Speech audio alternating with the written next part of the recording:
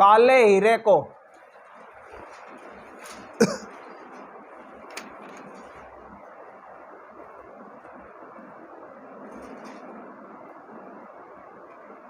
वॉर्ट, वॉर्ट, WORT, वॉर्ट, वॉर्ट, जैसे what होता है ना वैसे वॉर्ट, टै पे रह की मात्रा आ जाएगी, वॉर्ट या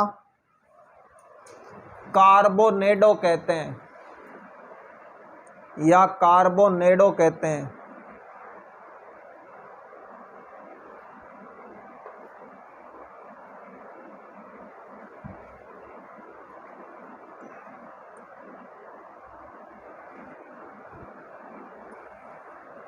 और आगे लिखिए, आजकल शुद्ध कार्बन पर शुद्ध कार्बन पर अत्यधिक ताप व दाब, अत्यधिक ताप व दाब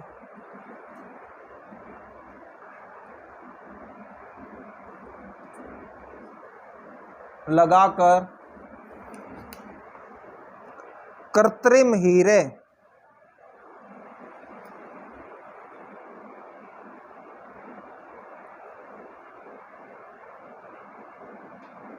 भी बनाए जाते हैं, कृत्रिम हीरे भी बनाए जाते हैं।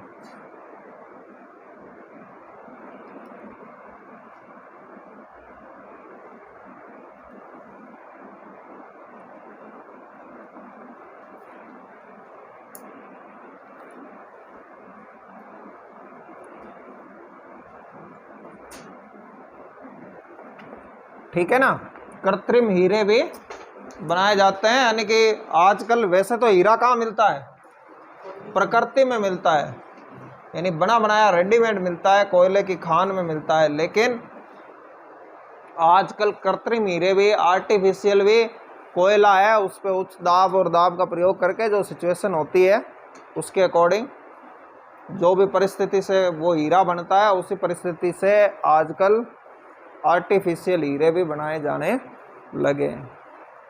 तो ये हीरे के बारे में है,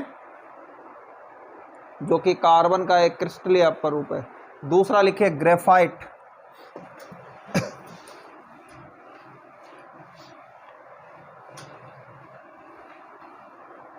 ग्रेफाइट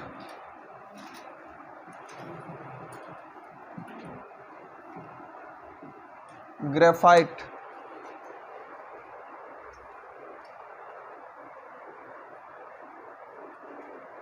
लिखो, ग्रेफाइट की संरचना षटकोणीय परतीय होती है, षटकोणीय परतीय होती है।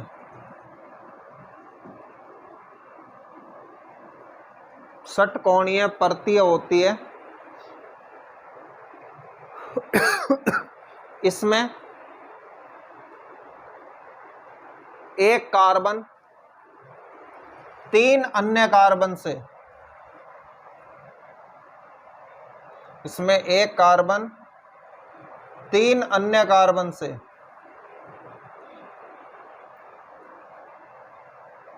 जुड़ा हुआ रहता है,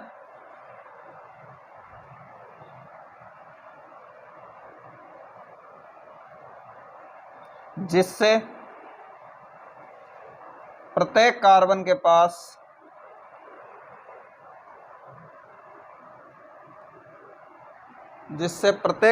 पास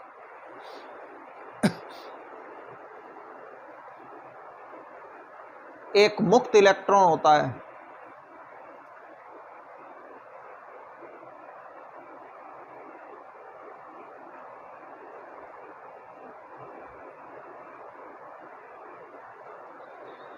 अतः ग्रेफाइट विद्युत का सुचालक होता है, ग्रेफाइट विद्युत का सुचालक होता है।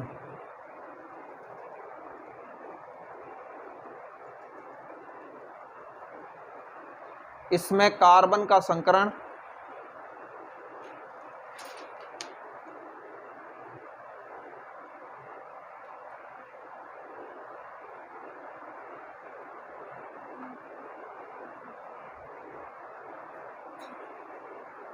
sp2 होता है,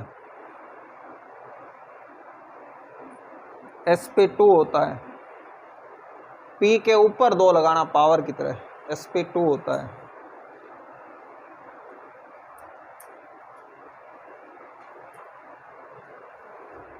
ग्रेफाइट को दबाने पर ग्रेफाइट को दबाने पर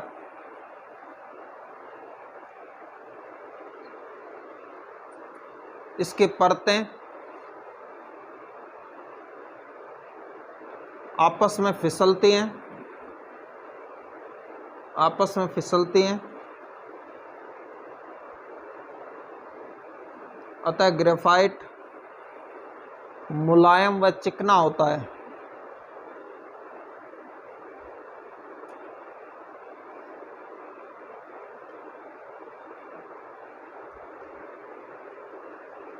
देखिए यह कागज पर निशान छोड़ता है, यह कागज पर निशान छोड़ता है।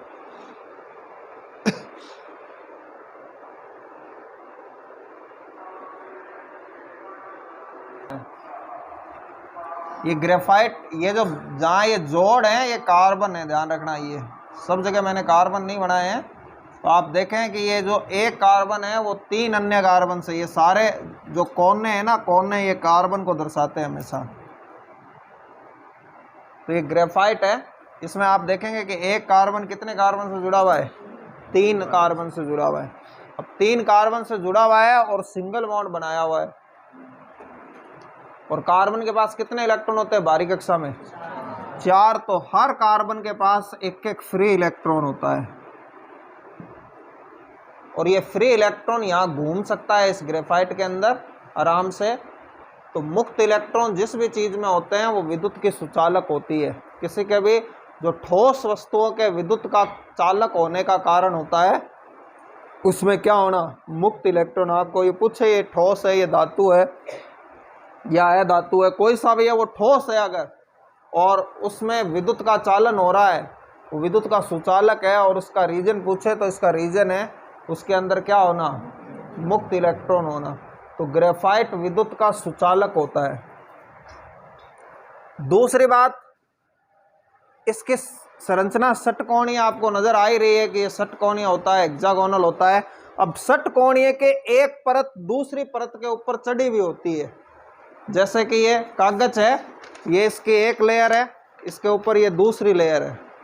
अब दूसरी ये लेयरें इस तरह से आपस में होती है, हालांकि चिपके हुए नहीं होती है। एक तो इस कागज को चिपका दें, चिपके हुए नहीं होते, या ऐसा कह सकते हो कि बिल्कुल मामूली तौर पे चिपकी हुई होती है। तो जब इसको दबाएंगे, अब दबाने पर क्या हो रहा है? देखो ये फिसल रहा है कागज की एक लेयर दूसरे पे फिसल रही है। तो यही ये होता है कि इसको जब दबाते हैं तो ये लेयर इस नीचे वाली लेयर पे क्या होती है? फिसलती है। तो जब फिसलती है तो इसकी वजह से ग्रेफाइट क्या है? मुलायम और क्या होता है? चिकना होता है, जबकि वो हीरा कठोर होता है। प्रकृति में पाए जाने वाली चीज़ों में सबसे ज़्यादा अभी तक जो ज्ञात है कठोर चीज़ वो कौन सी है? हीरा है। इसलिए वो किसी को भी काट सकता है, जबकि ये क्या होता है? मुलायम और चिकना होता है। अब देखिए, कल मैंने बताया था कि संकरण के लिए आप समझ लें ये कार्बन के बंध से रिलेटेड है।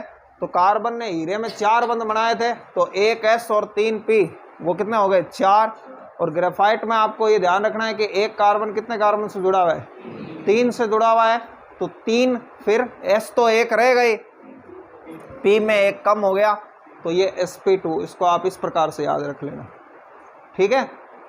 उसके बाद जो ग्रेफाइट है, अब ग्रेफाइट विद्युत का सुचालक होता है, और ये जो पेंसिल है, इस पेंसिल में ग्रेफाइट होता है, ठीक है।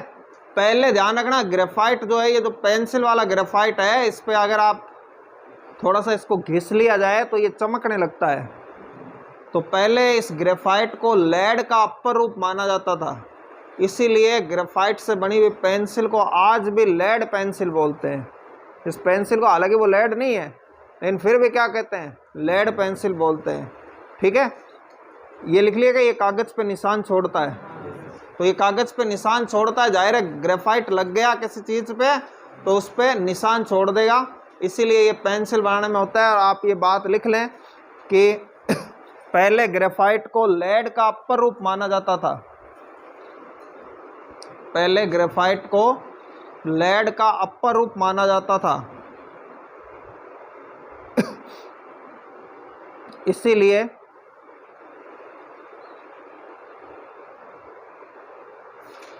आज भी ग्रेफाइट से बनी पेंसिल को लेड पेंसिल कहा जाता है।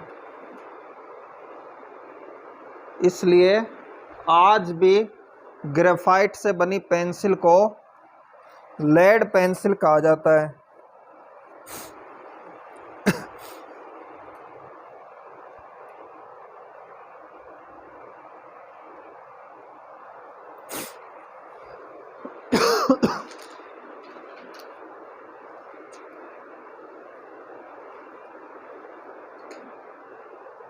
अब आगे लिखिए ग्रेफाइट के उपयोग।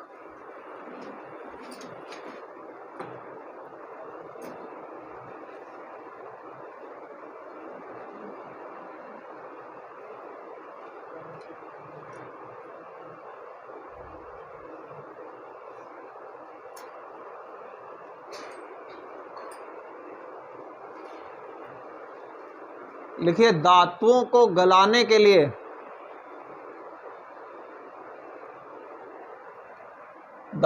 को गलाने के लिए उच्च ताप से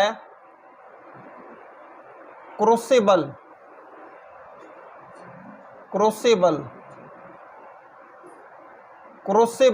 इस क्रूसिबल से मतलब आप भट्टी समझ सकते हो, आप भट्टी भी लिख लें ब्रैकेट में, क्रूसिबल बनाने में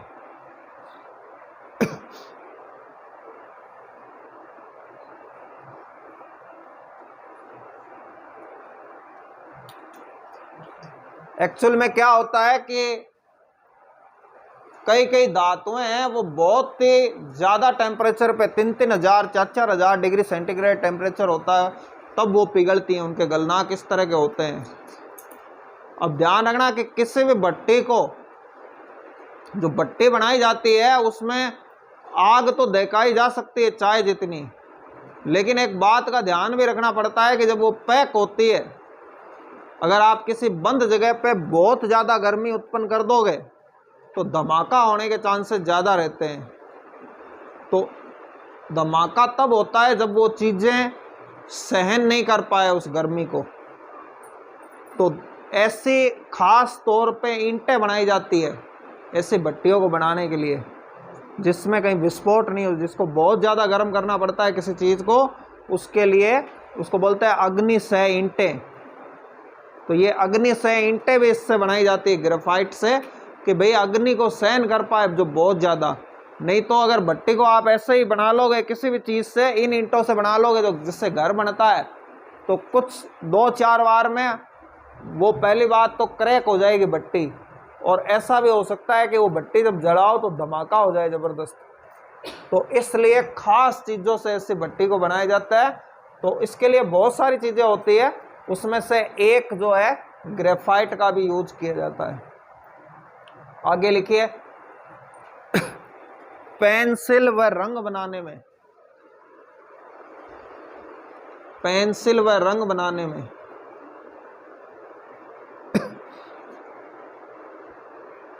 हीरा बनाने में ध्यान रखना ग्रेफाइट भी शुद्ध कार्बन ही है। मैंने कहा था शुद्ध कार्बन से हीरा बना, तो शुद्ध कार्बन ग्रेफाइट भी शुद्ध कार्बन ही है। कोई हीरे में इसमें ग्रेफाइट में फर्क नहीं है, सिर्फ दिखने में फर्क है, ठीक है ना। गुणों में कोई फर्क वैसे नहीं है, जो गुणों से मतलब यहाँ केमिकल गुण जो है, रासायनिक गुण है वो है। आगे लिखिए शुष्क स्नेहक, शुष्क स्नेहक, और इस शुष्क स्नेहक को इंग्लिश में कहते हैं ग्रीस। ग्रीस के रूप में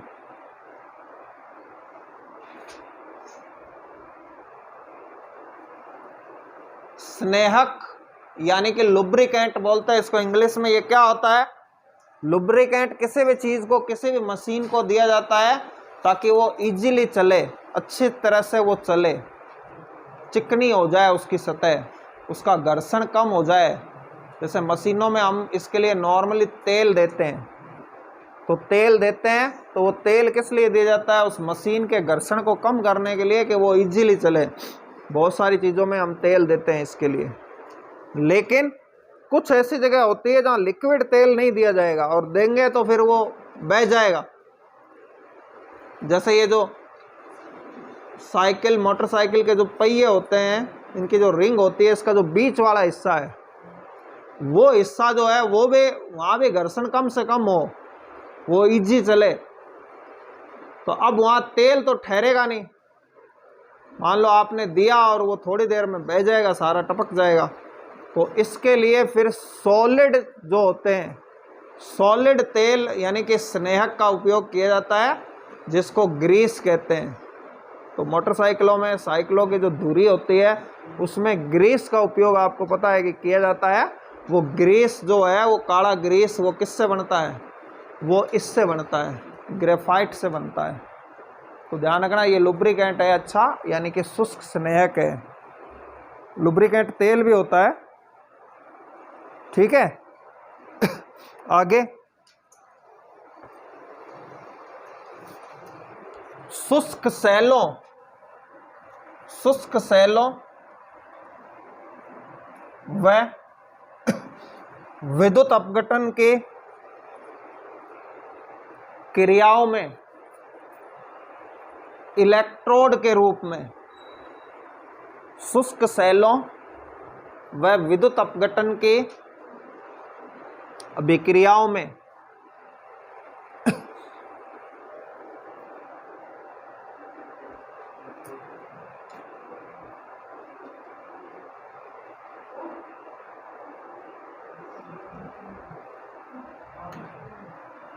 के बारे में अब फटाफट लिखे। तीसरा फुलरिन, फुलरिन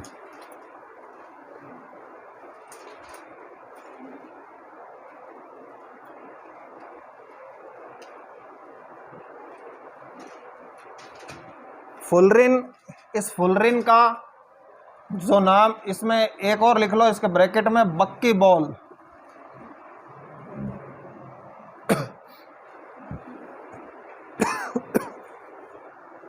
बक्की बॉल,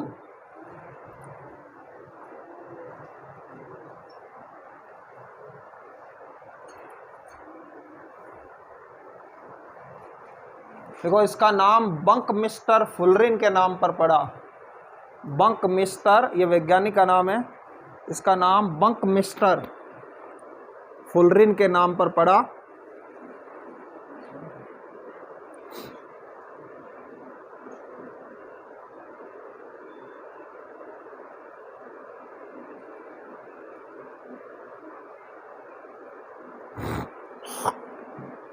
इसमें लिखिए, इसमें 60 से 70 कार्बन होते हैं।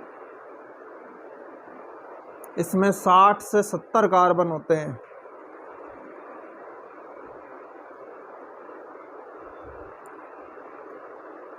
सामान्यतः C60 यानी कि मतलब इसका है कि 60 कार्बन वाला फुलरिन स्थायी होता है, स्थायी होता है।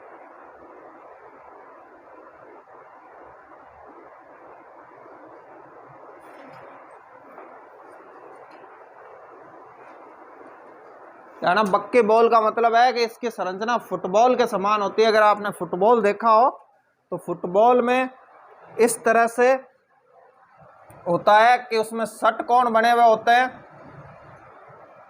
और पंचकोण भी। वैसे उसमें फुटबॉल में तो शायद षटकोण ही होते हैं सारे, लेकिन ये जो फुलरिन होता है इसमें कार्बन जुड़े हुए होते हैं एक पिंजरे के समान। कुछ कार्बन तो क्या बनाते हैं? षटकोण बनाते हैं ऐसे, और कुछ क्या बनाते हैं? पंचकोण बनाते हैं।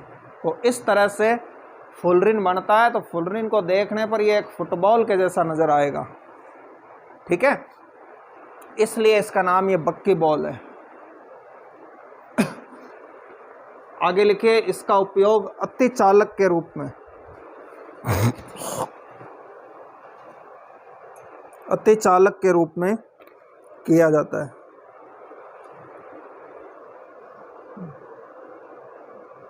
अति चालक के रूप में किया जाता है।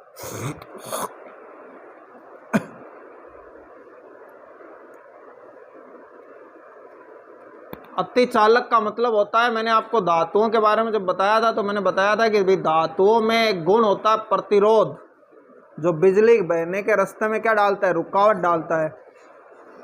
तो जिसमें कम प्रतिरोध होता है वो अच्छा चालक होता है। जैसे हमने बात भी की थी भाई सोना और चांदी, तो बढ़िया सबसे कंडक्टर कौन है, चांदी है।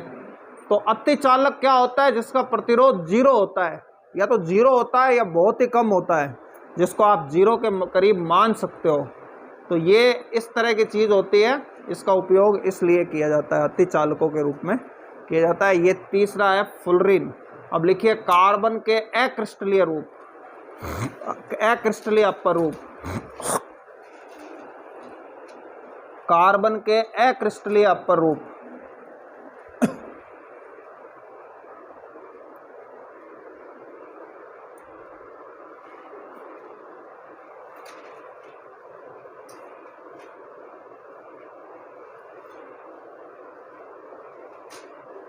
लिखिए पहला चारकोल, नंबर 1 चारकोल।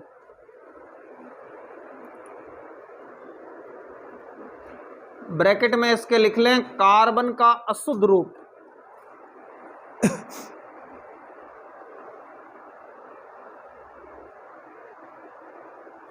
अब देखिए जनरली जो क्रिस्टलीय रूप है ना कार्बन के, हीरा, ग्रेफाइट और फुलरिन, ये क्या होते हैं, शुद्ध होते हैं, सामान्यतः तो शुद्ध होते हैं। हालांकि इनमें जो अशुद्धियां मिल जाती है वो एक अलग बात है। जैसे अब हीरे में अशुद्धियां मिल जाती है तो हीरे का रंग बदल जाता है, वो काला हो जाता है, दूसरे किसी रंग का हो जाता है। लेकिन जनरली जो हीरा पारदर्शी होता है, रंगीन होता है, वो हीरा रंगीन होता है। ठीक है, तो वो कार्बन के शुद्ध रूप है। जैसे ग्रेफाइट है वो शुद्ध रूप है एकदम कार्बन का। अब लेकिन ये चारकोल क्या है, अशुद्ध रूप है। अब चारकोल होता क्या है कि जब आप किसी चीज को जला देंगे और उसमें सिर्फ कार्बन बच जाएगा, तो कार्बन बचने पर अब इस चीज को क्या कहेंगे, चारकोल कहेंगे। लिखिए चारकोल के प्रकार।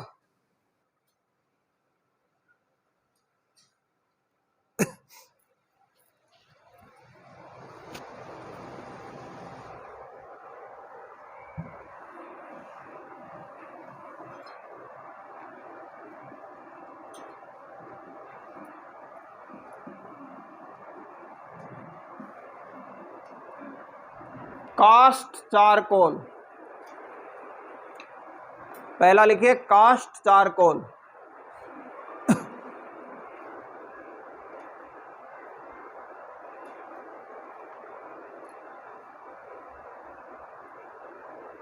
अब कास्ट चारकोल क्या होता है कि आपने लकड़ी को जला दिया और वो काली होगी, राख में नहीं बदले, वो काली होगी पूरी तरीके से नहीं, यानी उसमें कार्बन बच गया सिर्फ, बाकी सब चीज़ें उड़ गई, पानी वानी सब उड़ गया। अब उसमें जब वो बच गया तो वो क्या हो गया, वो कास्ट चारकोल हो गया, यानी कि लकड़ी से बना हुआ चारकोल। दूसरा लिखिए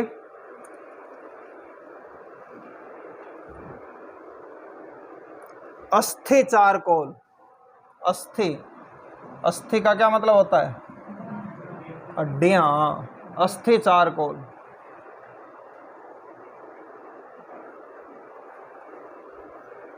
कि आपने हड्डी जो है उस हड्डी को जला दिया और जला के वो कोयले की तरह हो गई,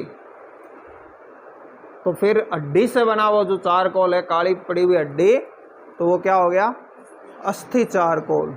ठीक है, और इसी का उपयोग किया जाता है, जो गाय की जो हड्डियां हैं, उस गाय की हड्डियों से चीनी बनती है, तो चीनी का रंग वैसे पीला होता है, तो वो पीला रंग उड़ाने के लिए गाय की हड्डियों का ये चारकोल बना के और काम में लिया जाता है, वो पीला रंग इस तरीके से।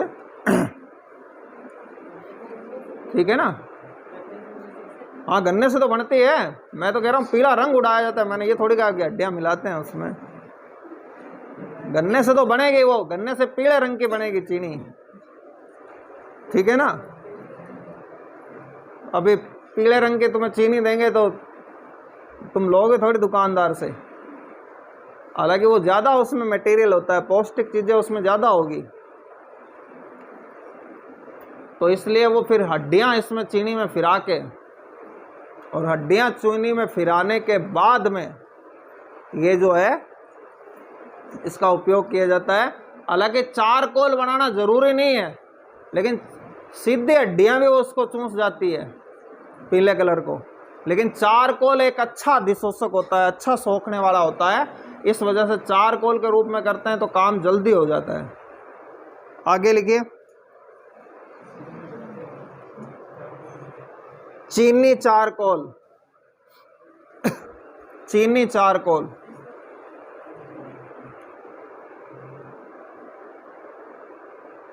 अब अगर आपने चीनी को गर्म किया और गर्म करने पर भी वस्तु काली पड़ जाती है, जैसे रोटी है, उसको आपने रोटी का जलना जिसको कहते हैं, वो रोटी क्या होगी, गर्म करोगे तो गर्म करते करते थोड़ी देर में काली पड़ जाएगी। तो काली पड़ जाएगी तो हम कहेंगे जल गई, तो वो उसका चारकोल बन गया। आप इसको इस चीज़ से समझ लो।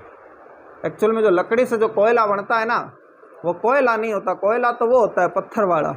जनरली इसको चारकोल कहेंगे, ठीक है ना। अब क्योंकि कार्बन है सब, तो ऐसे यूज करने में तो सब चल जाता है।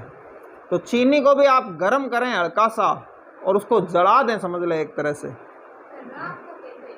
नहीं, राख को नहीं कहते, उसमें कार्बन बच जाता है।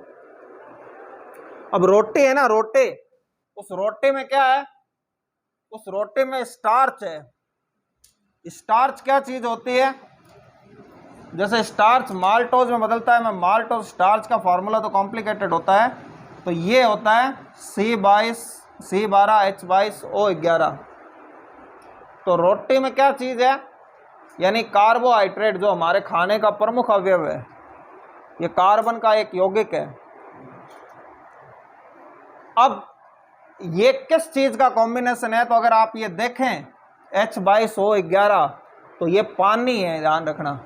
तो मोस्टली ये कार्बोहाइड्रेट किस चीज से बना है, एक तो कार्बन, दूसरा क्या है, पानी। रेशो के अकॉर्डिंग देखें तो इसमें कार्बन 12 है और जल कितने हैं, 11, ठीक है। अब आपने गर्म किया और इस सावधानी से गर्म किया कि सावधानी से गर्म करने पर इसका सिर्फ पानी पानी निकल गया और ये कार्बन कार्बन बच गया।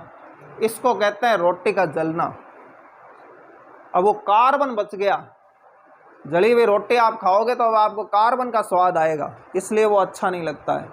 कि चीज़ का जलने का मतलब है वो काली पड़ गई, इसका मतलब उसमें कार्बन बच गया। ये अब अगर आप और ज़्यादा गर्म करोगे तो आप ये देखो उसमें आग लग जाती है।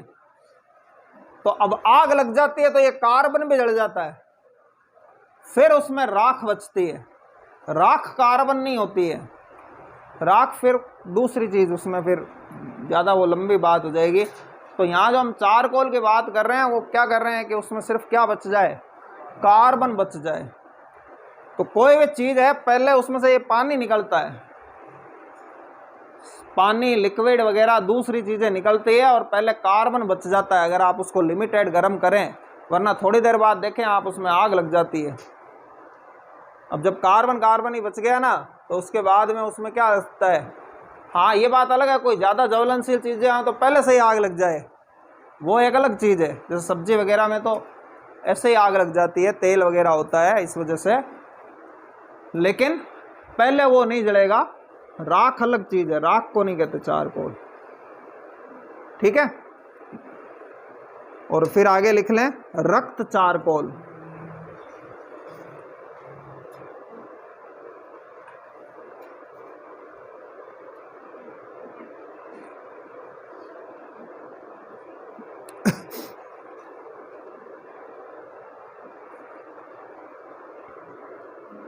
ये ब्लड से बनता होगा कुछ खास पर्पज के लिए, कि खून को भी अगर जलाया जाए तो खून में भी से भी जो कार्बन बच जाएगा।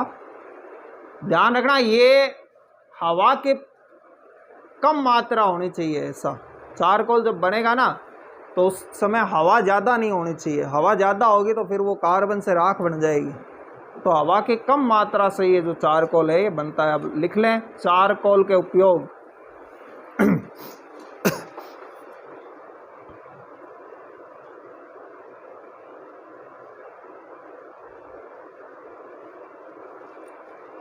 लिखिए अस्थि चारकोल यानी बोन चारकोल, अस्थि चारकोल यानी बोन चारकोल का उपयोग वस्तुओं के विरंजन में किया जाता है।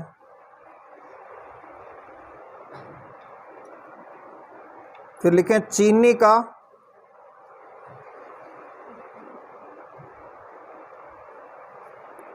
का विरंजन करने के लिए इसी का उपयोग करते हैं। चीनी का विरंजन करने के लिए इसी का उपयोग करते हैं।